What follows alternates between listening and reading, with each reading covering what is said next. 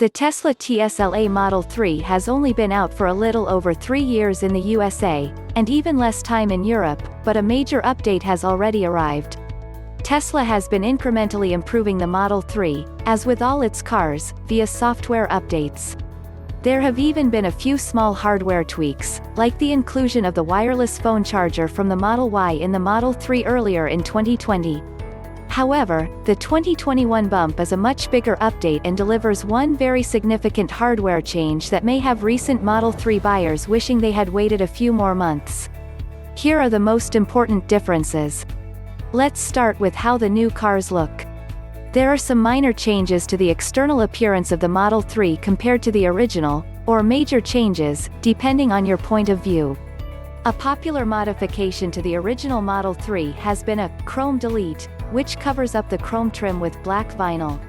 Now Tesla is doing the chrome delete out of the factory, so all the trim around the windows and the triangular camera cupolas just behind the front wheels are black rather than shiny chrome. You may or may not have disliked the chrome trim. It is common in recent cars from manufacturers as diverse as Nissan and Mercedes. But the general view is it looks better.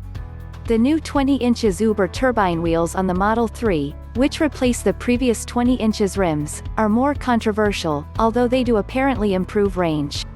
A less obvious change is the inclusion of double-glazed windows. In fact, I say less obvious, it's nearly impossible to tell they're there by looking.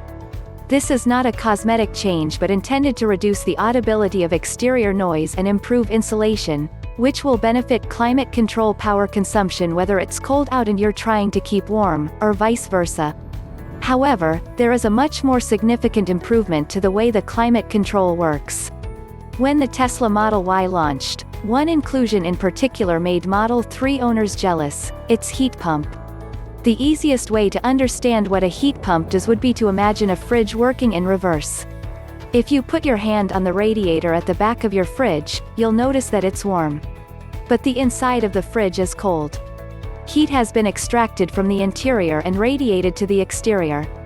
If you put the cold bit outside and the radiator inside, you can extract heat from the external area and bring it inside. This will even work if the weather is below freezing.